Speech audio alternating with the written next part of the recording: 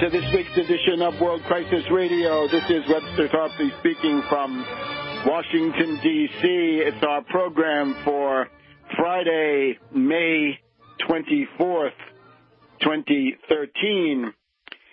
Now, our big focus remains the mass mobilization which must occur in favor of the Warren-Tierney bill, currently in both the House and the Senate.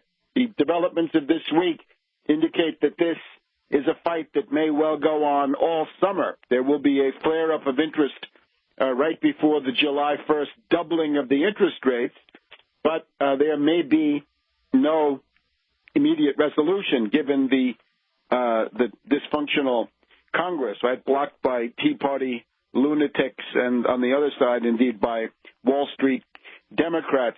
So far this week, I have been on Coast to Coast AM, thanks to George Noory for his kind invitation. That was on late Monday into Tuesday morning, Coast to Coast AM, 500 stations, Sirius, 3.5 million listeners sometimes. I was also on Jeff Rent's program and on Tom Kiley's program. All of those will be on tarpley.net or the respective websites of these hosts. And the message remains that of the need to mobilize, the imperative to fight.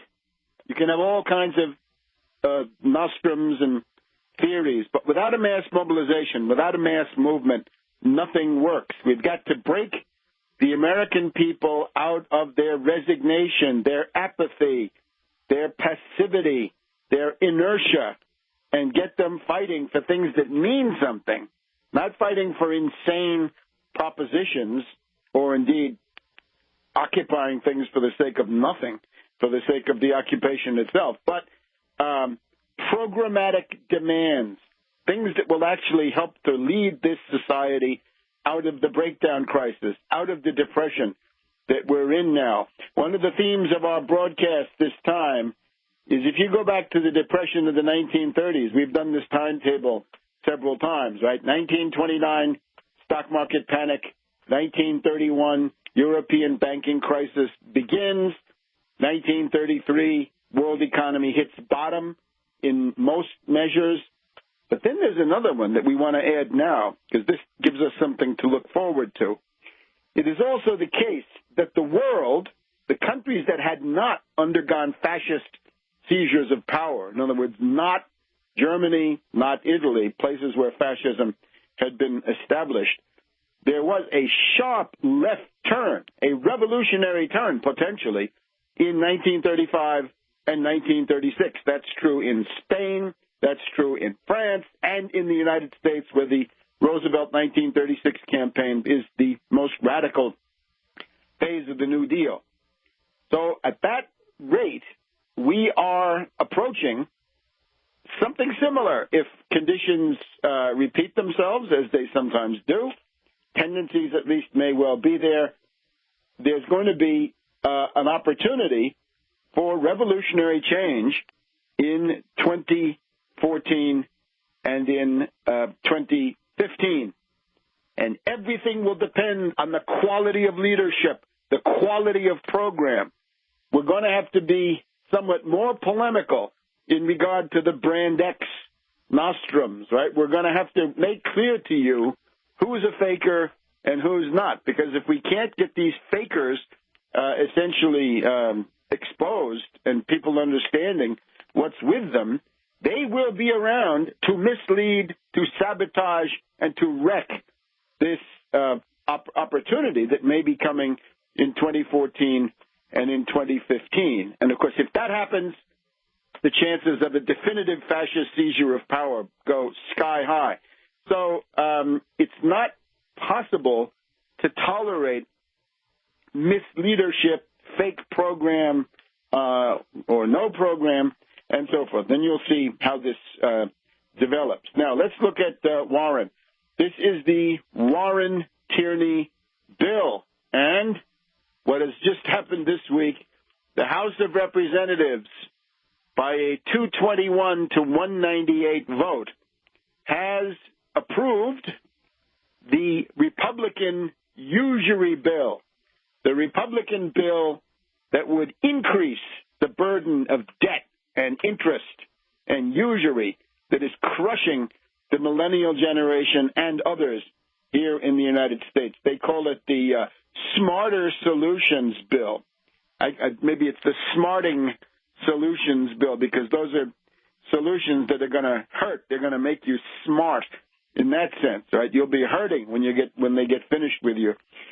These Republican asset strippers, absolutely shameless. So remember, their bill says that the rate on the Stafford loan as of July 1st, I guess, should go up.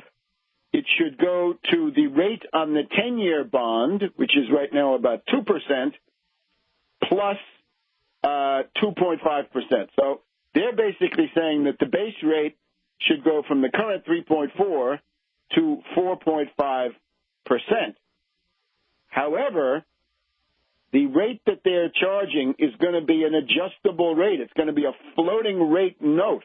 You will not be able to lock in a given interest rate, whatever that is.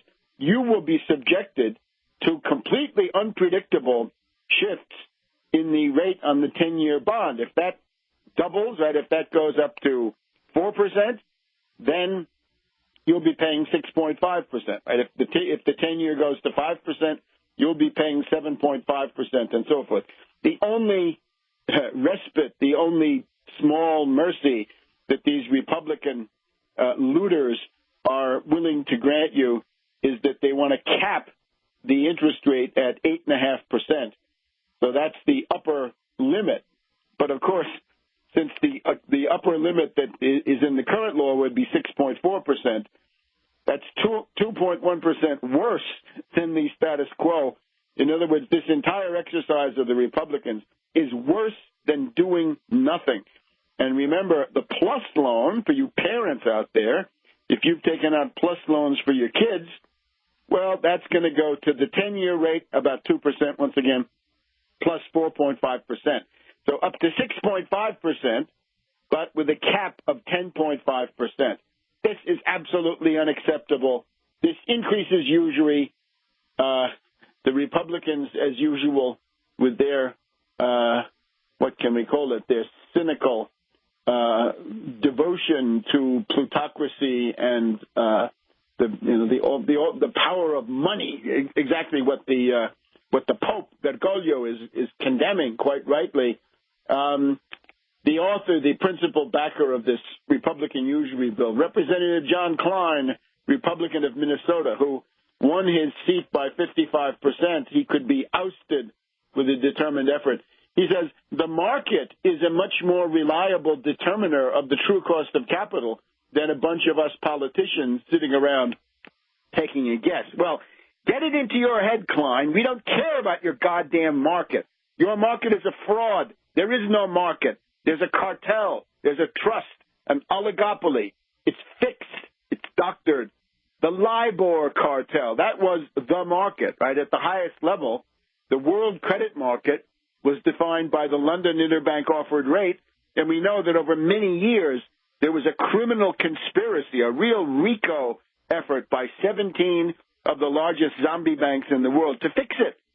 And, of course, the British so-called regulators, if we can call them that, they knew, they did nothing. Helicopter Ben found out and kept it a secret so everybody could get looted. So we're not interested in the market rate. We want to get this rate as low as we can get it. And that is why we want the Warren Tierney bill, 0.75% interest, and not a basis point more. Back in a minute on Tarpley.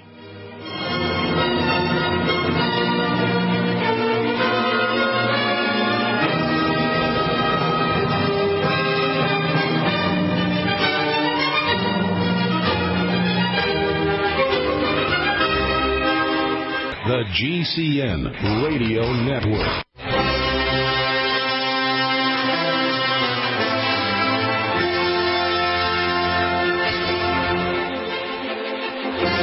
Welcome back to World Crisis Radio. To keep up with all of this, Tarpley.net, Tarpley.net got the the full Coast to Coast AM show from last Monday. We'll soon have other interventions this week. I got something coming up on KDK, KDKA in Pittsburgh on May 30th, I believe. And we'll be rolling along, right? This campaign is going to go on. We propose to fight it out on this line if it takes all summer. See if you can remember that. Now, we want to condemn this Republican bill. In particular, we want to condemn the renegade Democrats who voted for it. And this is a fine bunch of specimens. These are your renegades, right? They're led by Representative Jared Polis, P-O-L-I-S, Democrat of Boulder, Colorado. The University of Colorado at Boulder, a district full of students, all debt-ridden, and Polis dares to vote to raise their interest rates. He calls it a step in the right direction towards the president's proposal. Well, this is unacceptable on two counts. It's not such a step, and the president's proposal also stinks. And we've got to have in the role of infamy Jared Polis, Congressman Joe Garcia of Florida, Daniel Maffei of New York, and Scott Peters of California. Now, there are some Republicans who voted against this bill, too. But generally, these are absolute troglodytes, right? These are Pleistocene specimens who think that the federal government shouldn't be doing any of this, and any student loan program is bad. Keeping track, Obama's method is to say, let's take the method, the rate on the 10-year, again, 2% right now, widely thought to be about to go up, but we've been hearing that for some years, too. We really don't know. Nobody knows. The 10-year rate plus about 1%. So that's going to get you up to about 3%. Now, the small mercy that Obama has is he lets you lock in the rate. In other words, the rate fluctuates up until the moment you buy it, but then when you get the loan, then you've locked in a rate. So this is set up. Now, the bill that came out of the House is likely it's going to turn out to be one of these things like the repeal of Obamacare. These are unilateral gestures by the reactionary Republicans, right, where they act out their fantasies about society. Obama has promised to veto this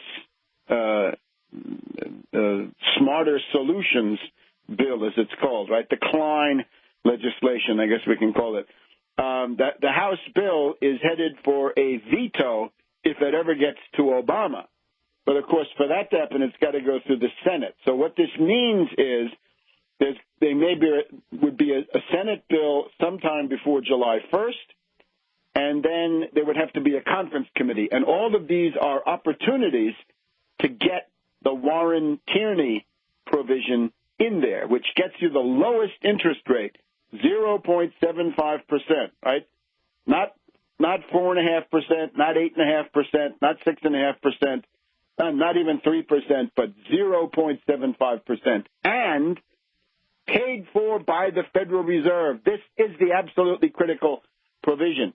It is a partial deprivatization, a partial nationalization, a partial federalization of the Federal Reserve System, because the bill says the Federal Reserve Board of Governors shall provide to the Secretary of Education such money as he may need to carry out these loans.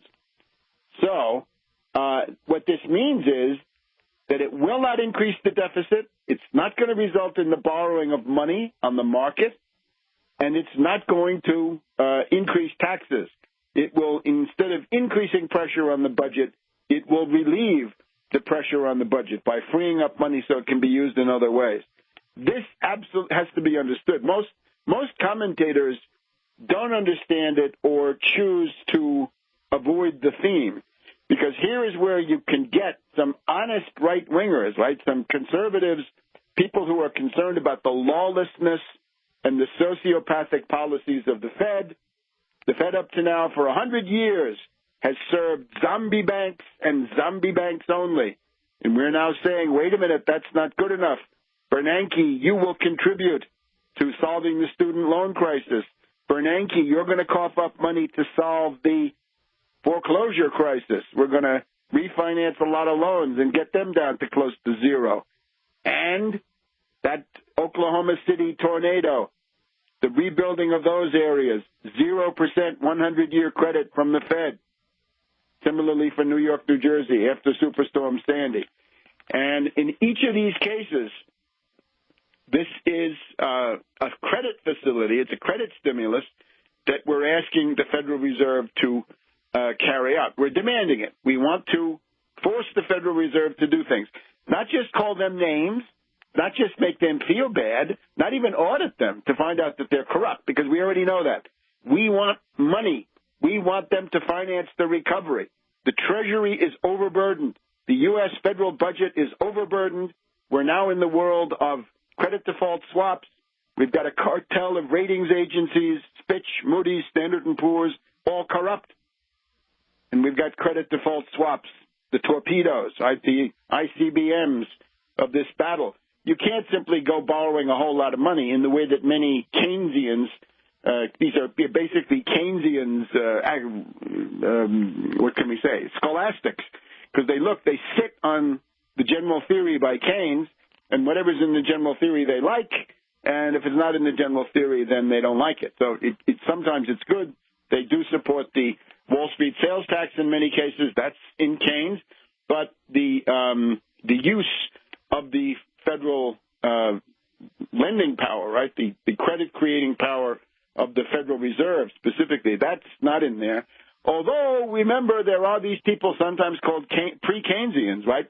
Lautenbach and W.S. Wojtyński in Germany in 31, 32, who wanted to use the power of the central bank to put out credits to allow the rebuilding of infrastructure, solve the problem of unemployment, and cut the fascists off at the knees. And we've talked in the past about the implications of that, right? No Nazism, no World War. Lots of things would have gone better in the world. Now, if you watch this debate, Virginia Fox was the floor manager for the Republicans, and boy, this is a level of banality and stupidity. This reactionary battle axe. Most of the stuff she said had nothing to do with the student loan. She just got up there and started spouting free market, politicians are bad, big government is bad, get government out of the way, let everybody do what they want, free market. Absolute idiotic garbage. And that's somebody who is now piloting an effort to try to get you, students, to pay more. Remember, Romney said, if you need money, you should borrow it from your parents. That's great if you're a sneering plutocrat, but working families don't have that option. We'll be back in a minute.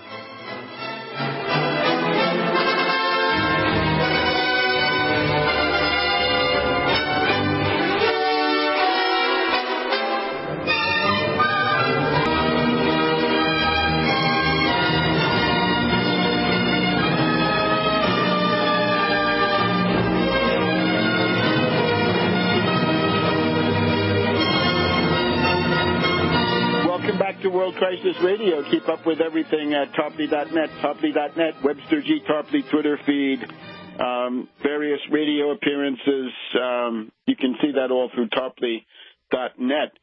The attack on Elizabeth Warren, interestingly, the Daily Beast is against it, right? The British decadent Tina Brown doesn't like this attempt to let the hoi polloi go to college. I guess she wants Oxbridge or something like this, right? The British stratified system of no social mobility. Brookings Institution, special venom, right? That it's a cheap political trick and should be immediately disregarded.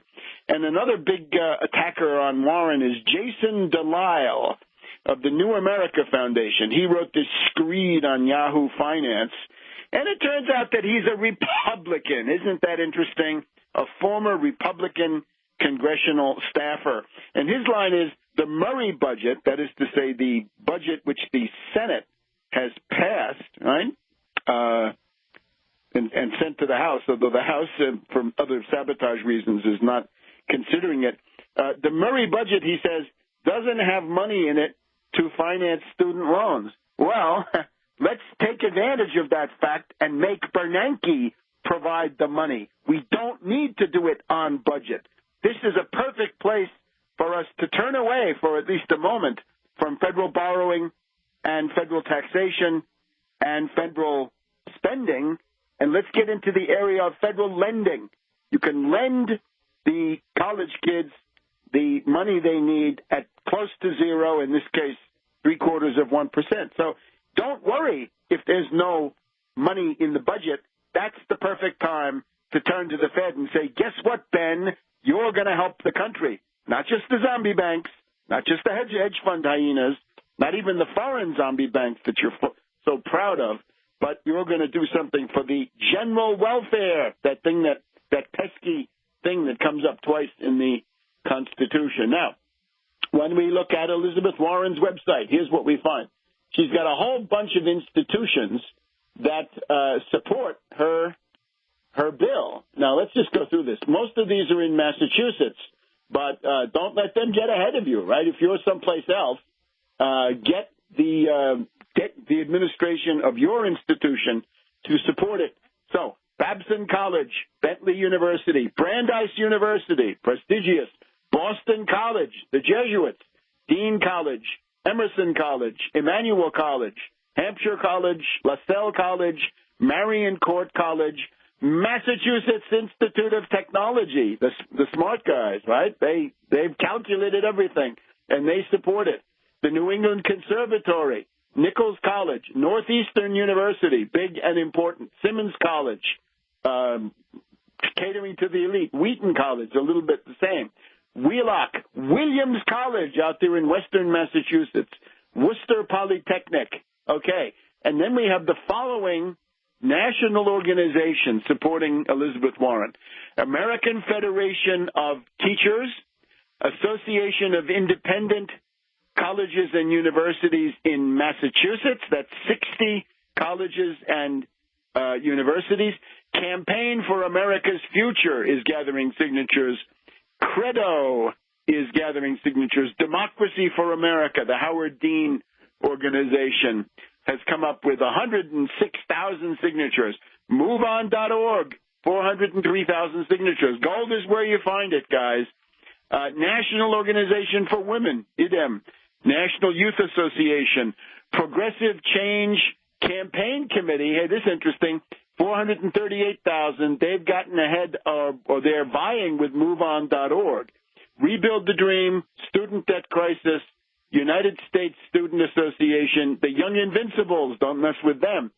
And I would hope soon they can list the United Front Against Austerity, because the UFAA does offer powerful, although critical, support. We would recommend make it more than 1 year, make this available to refinance all extant student loans. All means all.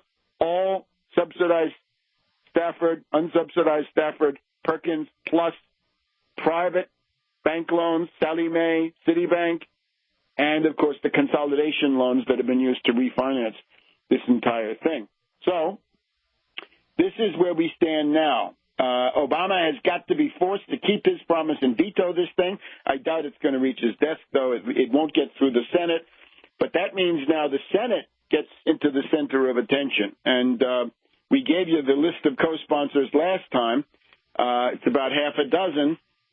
We need more. Right? You've got to basically say any senator who does not support the Warren-Tierney bill is showing that they care zero about higher education, the future of the country, competitiveness against China, Japan, European Union, and so on down the line. The only way you can hold your own in the 21st century is an educated workforce. So the millennials have got to reach unprecedentedly high levels of college. And, of course, we've got Bill Bennett telling us that it's not worth it. Who else did we have? We have some other reactionary this week telling us that it's not worth it. Isn't that something? And when you deal with these reactionaries, don't even listen to their arguments. Just say, what are you doing with your own kid?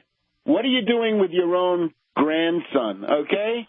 Tell us that you're against college when you apply that in your own oligarchical family, because they obviously don't really believe this. Oh, I think it's Mayor Bloomberg. Yes, Mayor Bloomberg of New York says, oh, it's not a good investment. It's better to be a plumber, says Mayor Bloomberg. Sorry, Mayor. What did you do with your kids and your grandkids and your nephews and your nieces? Tell us that, and we'll be happy to consider it, because you're a hypocrite. So all of these things going on. Now, that mobilization has to be sustained. So fight it out on this line. It may well take all summer, but keep striking powerful blows, get more co-sponsors, get more institutional sponsors, and what we really need is a commencement that turns into a rally for the Warren-Tierney bill, and perhaps most dramatic of all, the occupation of a building on a campus, the occupation of an office with non-negotiable demand that they have to get the Warren-Tierney bill passed by Congress and signed by Obama and functioning for the coming academic year. And remember, if you were part of Occupy Wall Street, that meant you went out and occupied places for nothing. You said, we occupy it because we want to have the right to occupy it.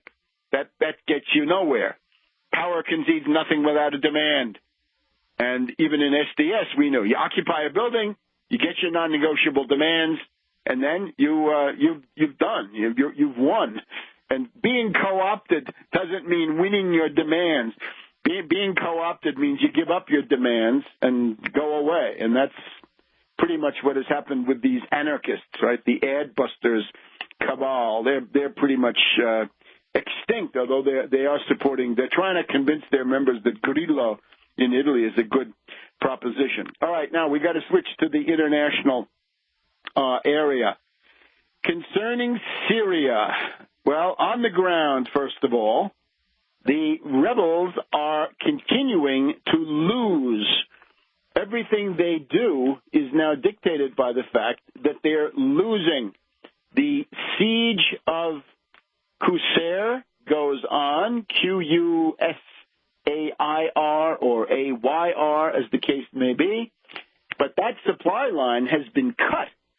The rebel supply line bringing in crazies and weapons and ammunition through northern Lebanon, that's been cut. And we're also told now that the supply lines along the Jordan border have been cut. So the foreign fighters, these killers, these death squads, have no logistics, and they're going to have to fall back. We'll be right with you in just a minute on World Crisis Radio.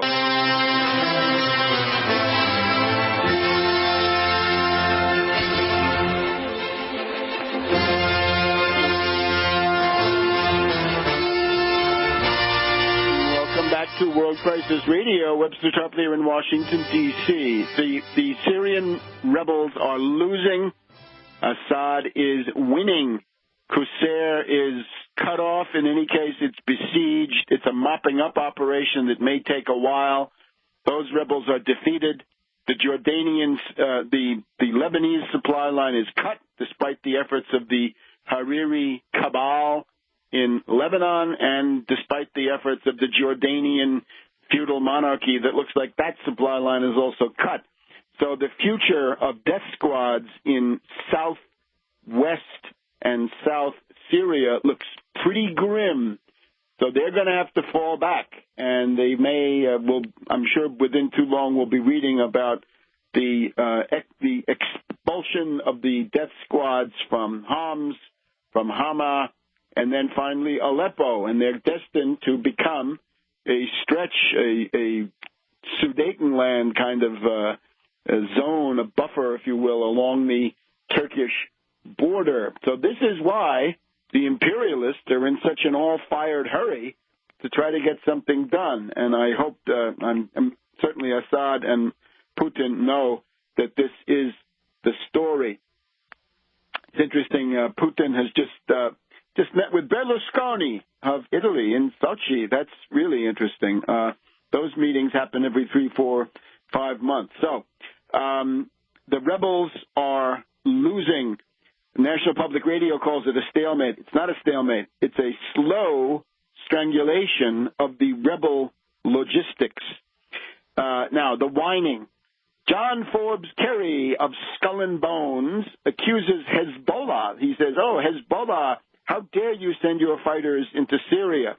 And not directly, but as senior U.S. official in Oman, this means Kerry, clearly enough, he says the Iranian Revolutionary Guard is there. And as a result of that, we get this document of unbelievable hypocrisy from the Arab League, right? We could call it the Anti-Arab League or the Pro-Imperialist League or the Sykes-Picot League. They are complaining that it's not right to have foreign fighters inside Syria. And of course, these are people who have been sending death squads of foreign fighters, right? They've got Chechens.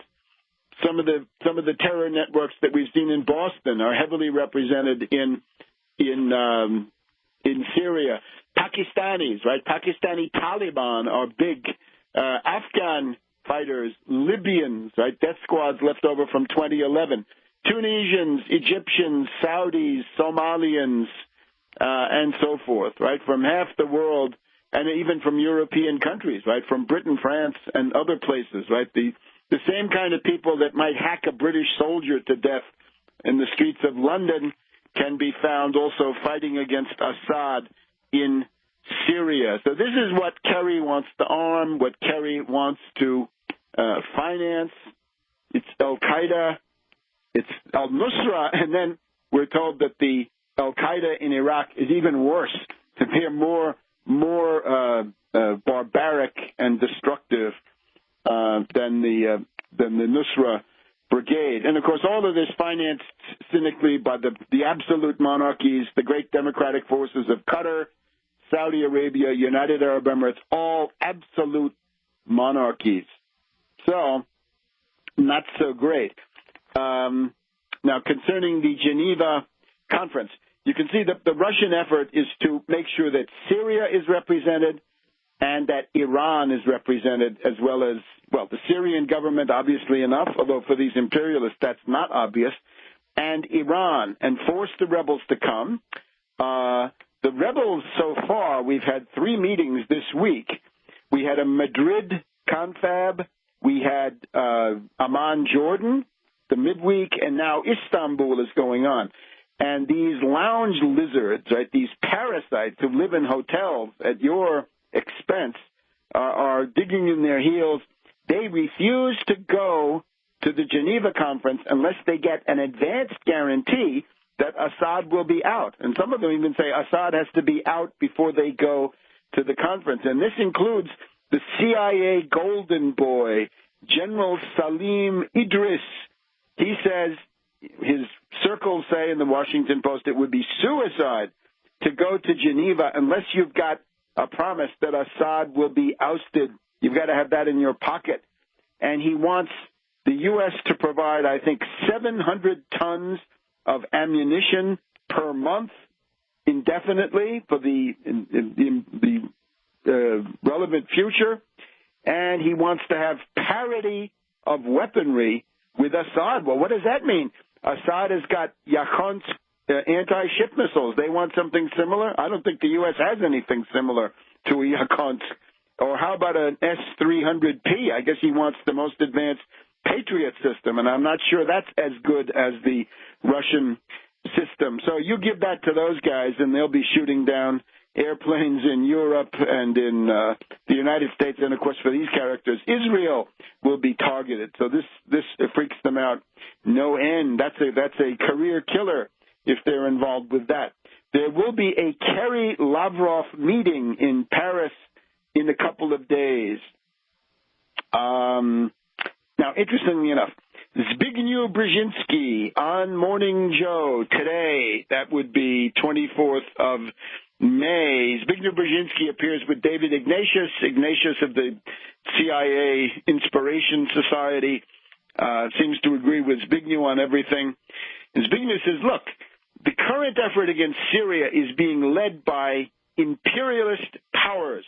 The colonial powers are trying to make a comeback and reassert their control over Syria. That's Britain and France, the Sykes-Picot tandem of World War I, the people who carved the Middle East and set up all of this grief that we've lived with for so many decades. So Zbigniew says it would be really bad, really a blunder for the United States to associate itself with the British and the French neo-colonial comeback campaign. The U.S. should stay far away from London and Paris. Don't touch them. The U.S. can always claim that it has no colonialist past in the area. That's a bit of a stretch, but still, you got to sympathize with the effort to keep the U.S. out of it. Let the British and the French attempt their imperialist revival.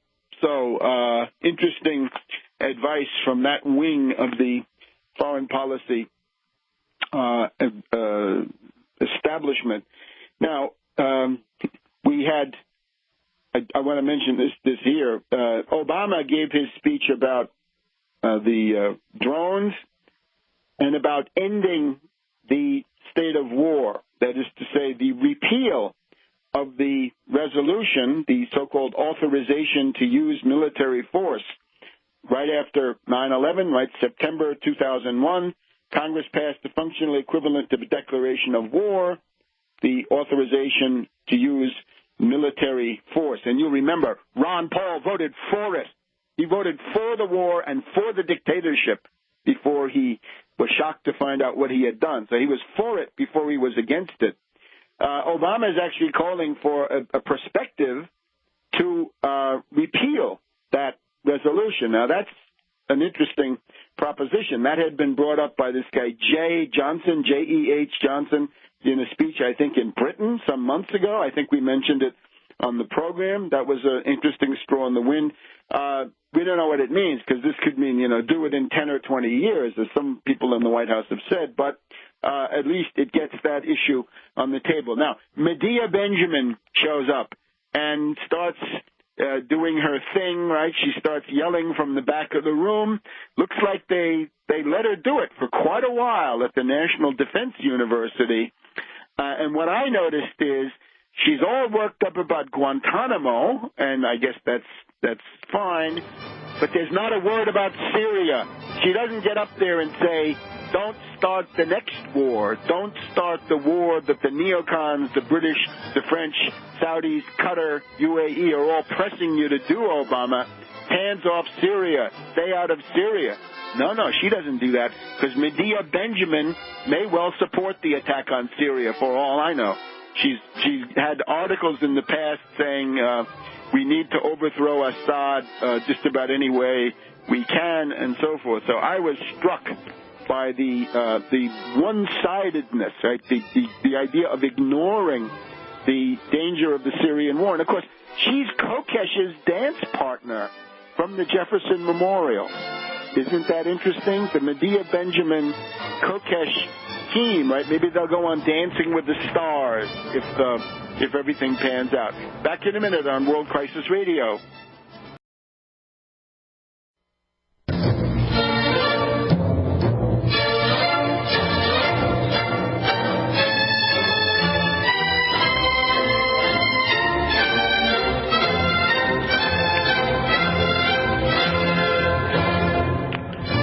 Welcome back to World Crisis Radio. This is Webster Tarpley here in Washington, D.C. Now, let us look at this Benghazi circus, opening up a new avenue of inquiry, if you will, through a bunch of tweets on the Webster G. Tarpley Twitter feed, and it's essentially this.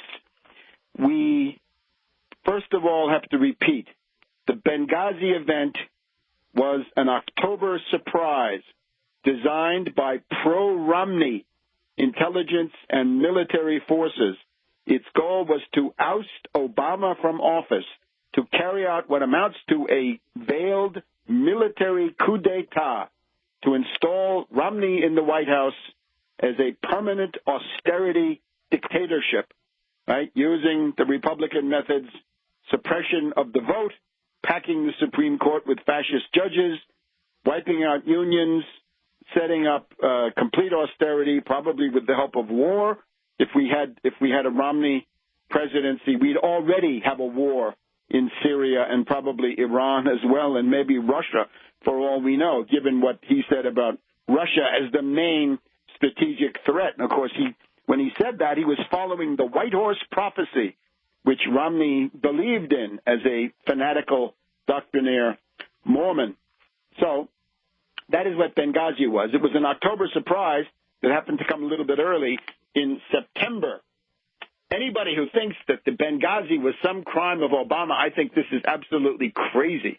This makes absolutely no sense. You can blame, certainly the Obama administration has a policy of hobnobbing and cooperating with terrorist groups for the overthrow of Gaddafi of Libya and Assad of Syria. But the idea that the details of this were planned by Obama in the midst of his election campaign, this is absolutely insane. Anybody who believes that should give up on political analysis and we go to the gun range or whatever recreation you may choose. Now, I have stressed all along, you got to look at the people who were in a position to make Benghazi happen, the ones who were in a position to get the Ansar al-Islam of Sufyan Kumu to go and kill Ambassador Stevens, to get the February 17th Martyrs Brigade to stand down, and to get the CIA assets in Benghazi and in Tripoli to stand down, and also to prevent any air support coming in, not from Aviano, 1,200 miles to the north, but from Sigonella in Sicily, 400 miles from Benghazi. So who are these people? Well, it comes down to General David Petraeus, General Carter Ham. General David Petraeus, the CIA boss, and General Carter Ham running U.S. African Command, U.S. AFRICOM, Stuttgart, controlling Sigonella and the entire array of military forces. Now, usefully, I've been harping on this, as you know, for some weeks, months now, since it happened. But on Wednesday, May 22nd, Washington Post front page story, Petraeus at the heart of Benghazi dispute. Emails raise question about his role in drafting and reviewing talking points by Scott Wilson and Karen DeYoung. And it starts off, the controversy over the Obama administration's response to the Benghazi attack last year began at a meeting over coffee at the Capitol 3 days after the assault. So the idea is you've got Petraeus sitting down with Dutch Ruppersberger, a Democrat of Maryland. He is the ranking member of the House Intelligence Committee. Republicans join in this request. They say to Petraeus, give us talking points so we House members can go out there and say what's happening, but without giving up any important national secrets. So Petraeus goes back to the CIA that same morning and sets into motion the writing of the infamous talking points. In other words, what came out of the Viper Susan Rice's mouth is a document drafted, first of all, by the CIA. And naturally, the Republicans are not interested because he's their darling. He's the neocon general. He's the warmonger. He wanted to escalate Afghanistan, stay in Iraq, probably he was in favor of early attack on Syria. We have some indication of that, along with Hillary Clinton, that tagged along. And what do we find? Couple of interesting paragraphs here. Recriminations about the talking points began within hours, but it was not until a month later that it became clear that the CIA, rather than the State Department, maintained the most significant presence in Benghazi. Near the diplomatic outpost was a CIA installation where about 24 intelligence and security personnel were based. Their mission was to track weapons shipments out of the country. Now, of course, it means organize weapons shipments out of the country to Turkey, for use in Syria by death squads. Back to the article, and to identify the numerous militias operating in Benghazi, to identify them and to facilitate their transfer to Turkey and then into the Syrian conflict. So security at the CIA annex was the responsibility of the CIA, not the State Department. But because the annex operated under diplomatic cover, its existence as an intelligence facility was classified. This is what I've been saying the whole time. And you remember the original Benghazi hearings last year, we had Jason Chaffetz, a Mormon fanatic devotee of Romney, freaking out because the State Department witnesses came in and they showed this overhead picture, and there you could see the CIA annex. And Chaffetz said, no, they told me that we had to keep that quiet. We're not allowed to talk about it. Well, it did finally come out. Now, the whole thing about the film, right, the anti-Islamic film that the Republicans are so freaked out about. Remember, that film caused riots in 24 cities around the world, and more people got killed in those than got killed in Benghazi, just not U.S. personnel maybe, right, but Egypt the same day. So there was a film, and it did lead to riots. Now, obviously, the story in Benghazi is different.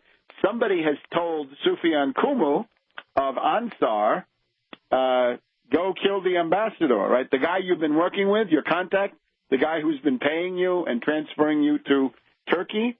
The article here, Ansar al-Sharia had quickly backed off an initial assertion of responsibility for the Benghazi attack. So they say we did it. And that the group, Ansar, did not deny that some of its members were involved, right? So Kumu burned himself with that. Remember, Kumu is a Guantanamo graduate. He comes out of that training school. He was sent back to overthrow Gaddafi and then subsequent tasks, and this was one of them. So he's a CIA asset. The headline is CIA asset kills U.S. ambassador. And how about that, Republicans?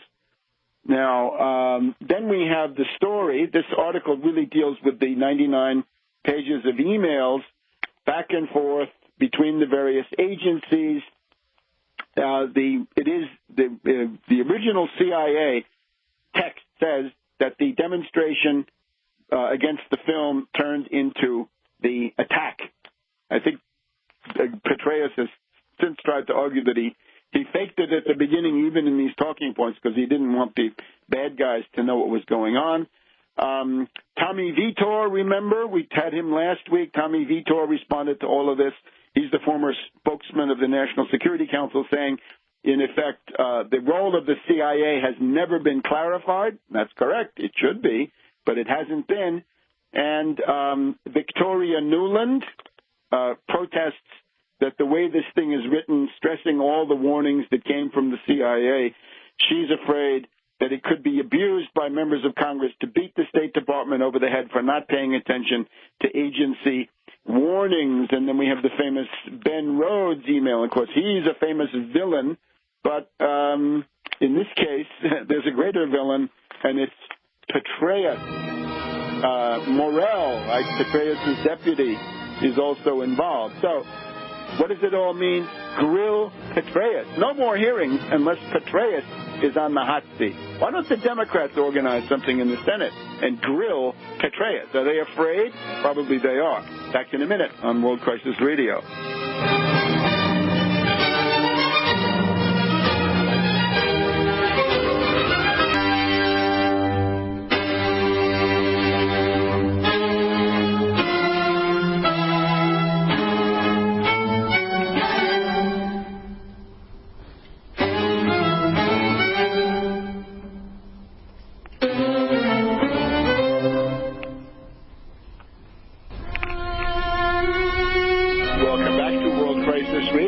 Reviewing Benghazi once again, that infamous October surprise by the pro-Romney military coup forces.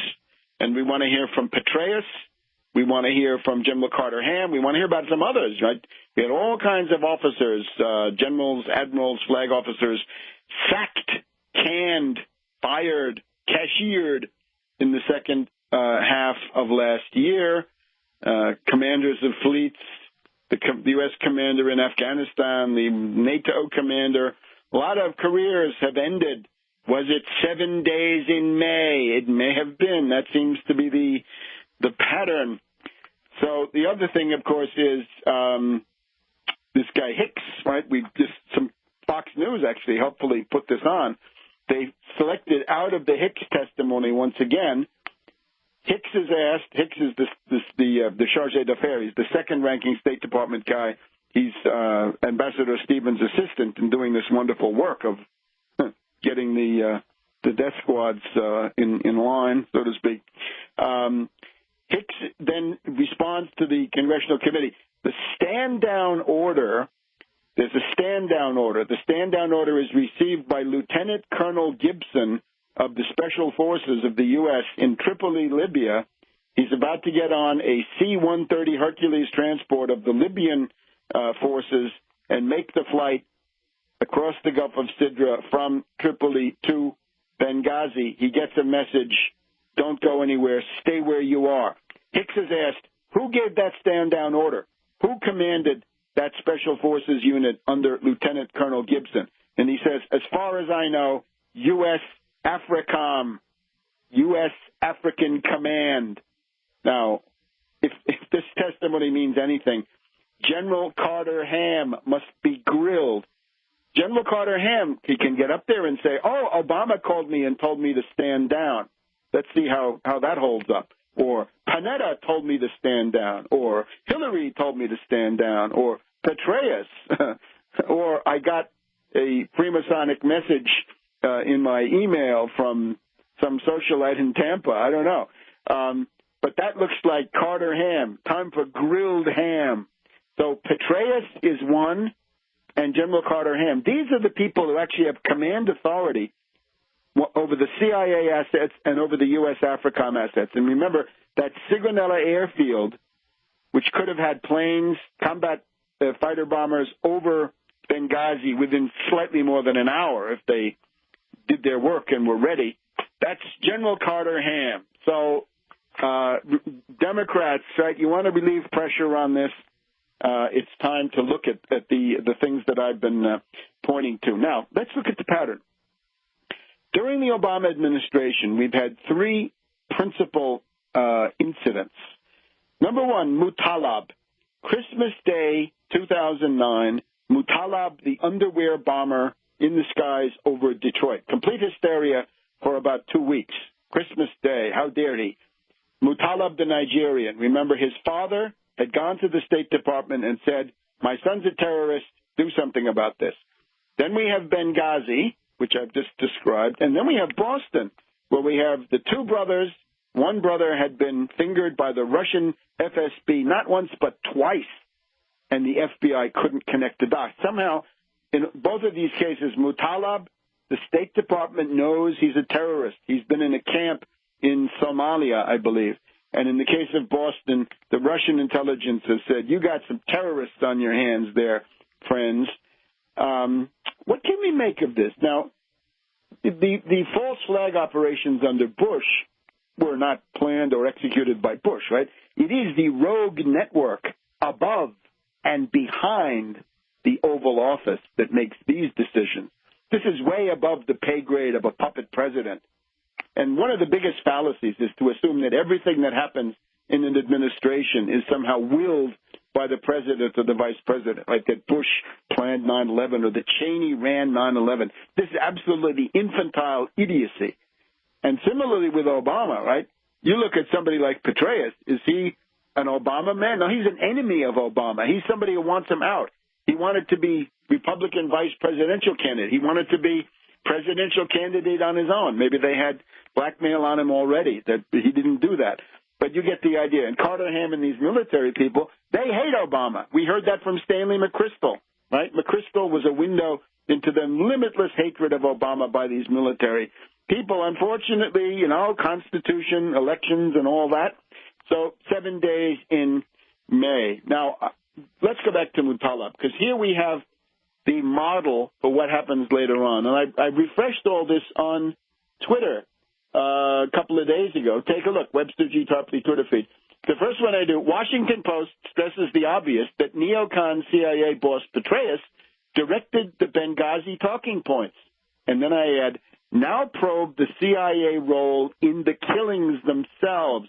Let's hear about Kumu and the CIA, the February 17th Martyrs Brigade and the CIA, and the stand-down orders, be they from Petraeus or AFRICOM, to stand down. And by the way, it doesn't have to be the top, right? Carter Ham maybe knew nothing. Maybe it's some other figure in AFRICOM, right? There's no allegation, just that these people happen to have been ousted, as they should be, because they failed. In other words, ministerial responsibility, it doesn't mean that you're personally responsible. It's like the captain of a ship, right? You run aground, you're out. It may be not your fault at all, but it is your fault because you're the captain.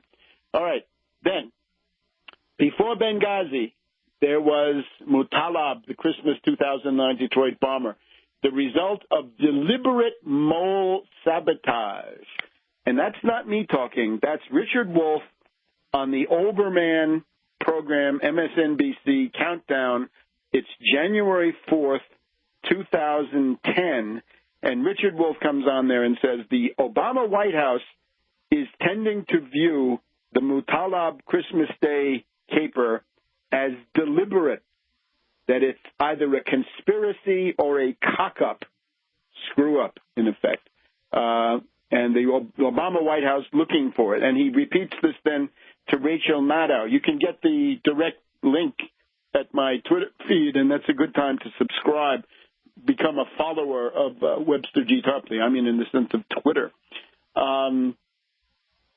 So then, of course, Obama the next day folded, he caved, and my headline is Obama flubs his first Bay of Pigs moment as terror moles escape purge. The people who were responsible for putting Mutalab in the sky of Detroit were people that, in a certain sense, it's the same as Benghazi. In other words, Benghazi is a surprise on the eve of the 2012 elections. You can go back and just, the chronology is a little bit longer, but the Mutalab is the preparation for 2010. It's a signal from the rogue network that they don't like Obama and they're willing to hurt him and they want to hurt him. So go back and pull this string. We'll say a few more words about this. Go back and pull this string and you'll probably get to the rogue network behind Benghazi. We'll be back in a minute.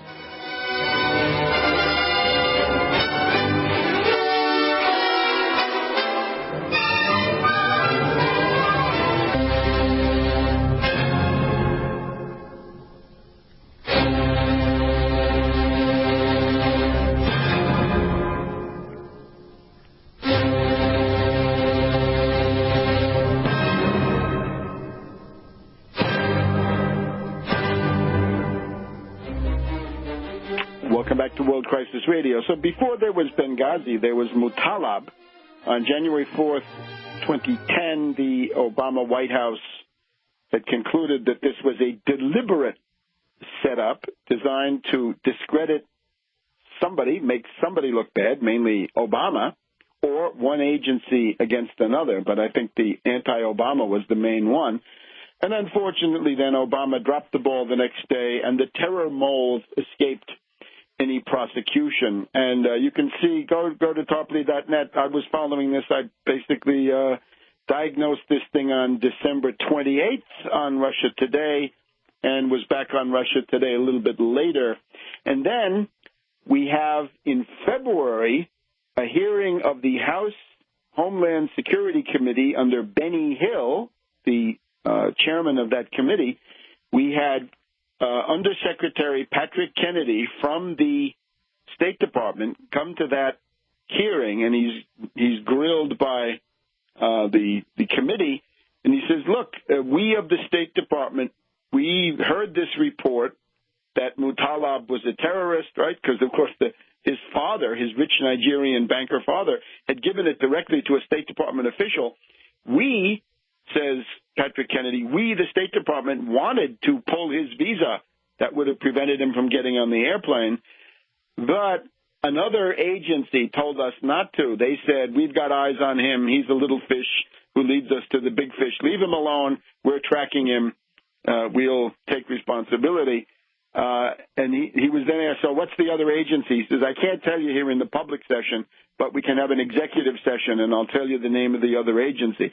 The American people now want to know, what is the other agency? Was it the FBI? Was it the CIA? We want to know. Doesn't matter. DIA, NSA, doesn't matter. We want to know what the other agency is, and it's most likely an intelligence agency, and it's not the State Department. I would urge those of you at the State Department who feel like you're getting kicked around in this, right? You're getting slammed. The only people you have to defend you are people like Nuland, who is a neocon, right? Mrs. Pienack of the Kagan family, her husband, her brother-in-law, and her father-in-law, all members of the Project for the New American Century. They're all neocons. Her husband was the top foreign policy guy of the Romney campaign. That's not going to be a very good defense. You can't defend on Benghazi unless you're talking about Romney, and the military clique that wanted to install Romney, and the intelligence clique, right? Generals and admirals for Romney. I wonder if there's such a group, because in practice there was. So that would be the way to clarify what actually happened. Now, Londonistan, we're getting word about the killing of this British soldier. Now, the interesting thing is one of the patsies is also from Nigeria, and he actually looks and sounds a little bit, I don't know if we ever heard Mutala, but he sort of looks like him. A Nigerian background Muslim convert, I think. In any case, the two of them are known to MI5, right? The same story. Oh, you couldn't connect the dots. Oh, why don't these agencies talk to each other? It's because there are moles.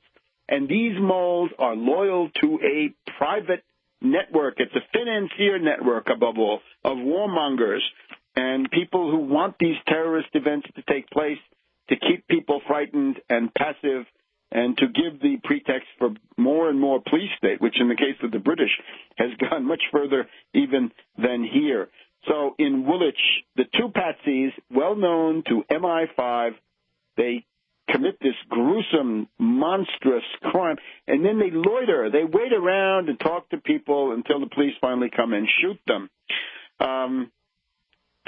One of them had been on a trip to Somalia, so it's the same as Mutalab. Mutalab had been in the camp, I think, also in Somalia. Mohammed Merah, whose antics helped get Sarkozy at least into the second round, right? He was not voted out in the first round thanks to Mohammed Merah, had been on a kind of grand tour of the Middle East with the approval of the DGSE of Bernard Squarcini was the head of the agency that sent them on this wonderful tour. So we have to be aware of all this. And, again, anybody who repeats the Republican talking points on this has simply abdicated any thinking. And, of course, the Democratic talking points not much better. But fact is, this Benghazi was a pro-Romney op. That's fundamental. So whatever you think about Obama, it's better not to have a military coup, wouldn't you say? I hope that still has some of it, especially those of you who you're always talking about the Constitution. Now, defend it in practice. Now, that also gets us into this, the Kokesh issue. Kokesh got himself arrested in Philadelphia. If you go from one of these episodes to the next, you begin to develop a certain suspicion, right, that this may not all be completely spontaneous, but that there may be some element of direction, right, some kind of steering of all this. Certainly, if I want to have a police state, if I'm a clique of, let's say, generals or rogue network, and if I want to shut down protest activity in Washington, D.C., then an armed march like this is perfect. It's just the thing. I'd get a few people killed, and at that point, you're going to chill all of that activity, and maybe that's what somebody wants. Who knows? Just speculating. But let's go back to a historical parallel. When you first think about it, you say, wow, the March on Rome in October 1922. It's not that big and it's not that well organized. How about the Stavisky riot? Much neglected here in the U.S., but there's also French fascism. And it's the Stavisky riot of February 6th, 1934. There's a scandal going on in the background. Some corrupt financier has bought up a bunch of deputies. He's then been suicided, most likely.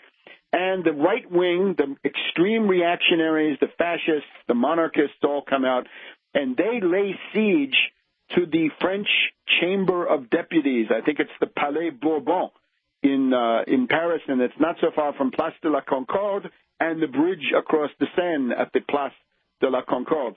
So these forces are led by Morat, the Action Française, monarchist, by Tétinger of the Champagne family, right, bubbly.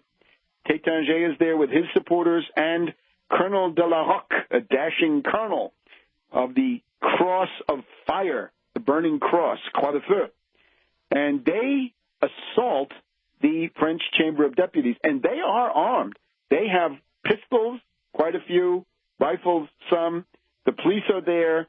Probably 20 people get killed that day. This is a huge riot. It's a landmark in the fall of the French Third Republic because it sets up the fall of the Daladier government and its replacement with the government of Doumergue. And in that government, the defense minister is Marshal Pétain, the boss of the fascists, the head of the military cagoule, a secret organization like the Rogue Network here, and the synarchists, la synarchie, and the cagoule. The cagoule is the people with hoods, like Freemasons, right? Like the P2 Lodge. So Pétain, for example, uses his post as defense minister. He says, let's build the Maginot Line, but let's not build it all the way, right? Let's not cover the entire land border of France. Let's stop essentially where the Belgian frontier begins and the Germans are no longer directly there, because that's where the Germans are then going to go through in 1940. So if you look back at that Stavisky riot of February 1934, that is a horrible experience, and I don't know why anybody would want to repeat that. So I would say to all sensible people, cease, desist, don't go. We'll be back in a minute with the conclusion of this week's edition of World Crisis Radio.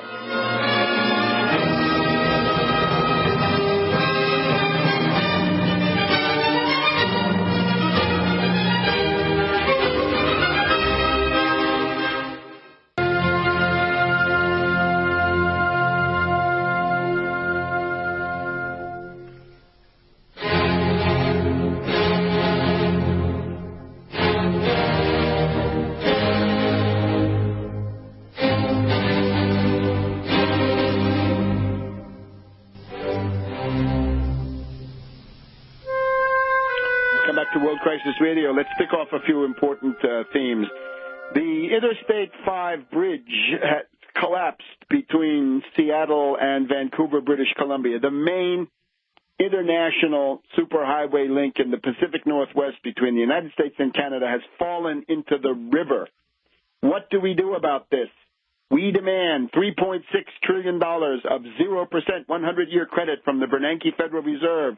We want to get our infrastructure from a D+. With a D+, it falls in the river. We've seen it in Minnesota, across the Mississippi. Now we've got the same thing north of Seattle. This has got to come to an end. Bernanke, cough up. We want to finance the rebuilding of U.S. infrastructure with Federal Reserve credit, 0% century bonds coming from states and other authorities. We've got the capital strike, the outrageous tax evasion and capital strike by Apple Computer, using tax shelters in the tradition of Romney. This guy, Tim Cook, cuts their tax bill. Starbucks does it in Great Britain. They've been under a lot of attack. Apple deserves to be too. Running interference for these parasites, little Rand, as usual, right? You're going to see the Libertarian Party of tax evasion in the 2016 presidential campaign, if he gets that far. What do we need to do about this? Do we need to have a territorial tax where we give up on the ability to tax these earnings? We do not. We institute an undistributed profits tax. If you're a company and you're hoarding cash, several trillion here at home, several trillion abroad, let's cut off a nice 10% or 15% of those undistributed profits. And maybe that will goad you and clarify your mind that you've got to invest that for the public good. Private property is not absolute, but it is conditioned by social responsibility. Concerning Google X, right, all these, the story in Bloomberg Business Week is all these little gadgets, right, little widgets that they're coming up with. Boy, you can see their model is small is beautiful. Everything is an individual consumer product as far as I can see. Perhaps it has something to do with the fact that the people working in Google X are radical subjectivists.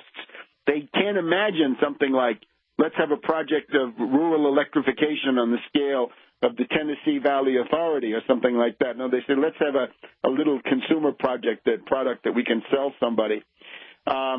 The opposition to the fast rail in the Val di Susa between Turin, Italy, and Lyon, France, has gone violent. Eco-terrorism, basically Molotov cocktail bombs, a homemade mortar, and other things. The Italian magistrates are now investigating attempted murder of the workers, and that puts Grillo on the hot seat, right? He's the big anti-infrastructure, anti-fast rail candidate. So does he condemn this terrorism in any meaningful way? So far, not. He's got a UK's put out to his poor, wretched peons in the parliament that they're not allowed to give interviews unless a minder, a watcher, is there to supervise it. So people have wondered, what does he represent? Is it the Soviet model, the Chinese model, the Yugoslav model? It's the North Korean model. The DPRK lives with Grillo. Concerning Snyder under attack in Michigan, Tom Hartman thinks that the way to fight Snyder is by ending corporate personhood? No, I'm sorry. Process reforms don't cut the mustard. If you want to get rid of Snyder, you've got to have full trade union rights. You've got to have a minimum wage that means something. You've got to have a Wall Street sales tax so that you can fund your social safety net. And you've got to get busy creating 30 million new productive jobs, paid for, once again, by our man Helicopter Ben. Now, this, Rand Paul, Lee, Cruz, and others are blocking the House Senate Conference Committee on the Budget. I guess in some ways that's good. But the way they do it is they want to lock the government into default. These are the wacko birds, the chuckleheads. These are the swivel-eyed loons, as somebody in the British Conservative Party said about their own base. We want Obama to come out with the 14th Amendment that the debt ceiling is unconstitutional and default is illegal. It's a federal crime. Now, concerning that left turn, right, 6 to 7 years into the Depression, 1929 to 35, 36, you get a sharp left turn. What are the signs of this right now? Well, one is the new Pope, Bergoglio. His initial statements are extremely encouraging. Some of this is some of it I did actually before he made the statements, but you can see it also on my Twitter feed, right? He says, money must serve. Money cannot be allowed to rule. It's got to serve. And that there's an invisible power of money that rules the world where it should be ruled by solidarity and charity. Now, this, I think, is a very hopeful sign.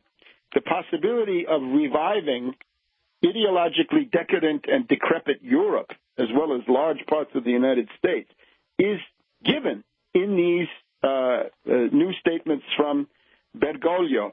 When you talk about shaping the zeitgeist, one of the reasons for the enduring fascination of the Vatican is that it expresses the ability to act on the zeitgeist, on the Weltgeist, right? The spirit of the age, the spirit of the time, the direction of world public opinion, and so forth.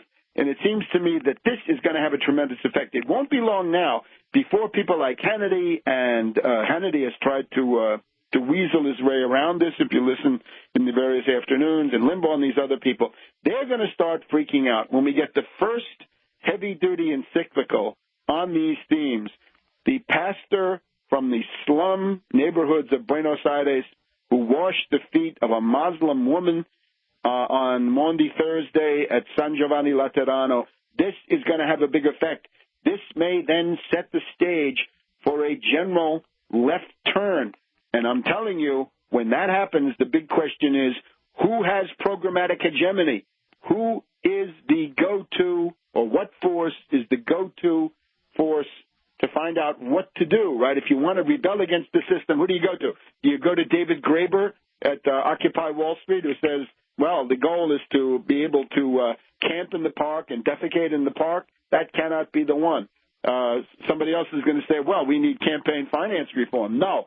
Somebody else will say, we need Glass-Steagall. Glass-Steagall is fine, but it's not what you need. You've got to have mass traction economic demand, and they've got to be adequate to lift the society and the world out of the depression. Same thing with other demands, right? Corporate personhood, Glass-Steagall, increasing the budget of the Securities and Exchange Commission. That won't do it either. That won't help families, right? They need immediate things like Medicare for all, stop foreclosure, remove as much as possible of the student debt burden, above all, no austerity, Wall Street sales tax, 30 million new productive jobs. So let's look forward to that. Let's look at it as a build-up towards 2014 and 2015, when I think some of these tendencies, promising tendencies now, are going to come to fruition. And in the meantime, unfortunately, we have to have a frank exchange of ideas about what ideas will work and what ideas won't. And if people want to dabble in international analysis, somebody who comes forward and says, Putin has a backdoor deal with Obama to sell out Syria, I'm sorry, that will not be good enough. And I would invite the people at the Boiling Frog website to change what they've said, right? To exercise a moment of self-criticism, right? Rather than coming with denigration against me, that's not the point. Take your analysis and correct it, because otherwise you are disorienting people, right? You're telling them that Putin has sold out Syria. No, Putin has not sold out Syria. So a vigorous dialogue concentrated on program and analysis and ideas, and not so much of the ad hominem stuff. There's no point in doing that. So we'll see you next week on World Crisis Radio. In the meantime, Tarpley.net, Webster G. Tarpley Twitter feed.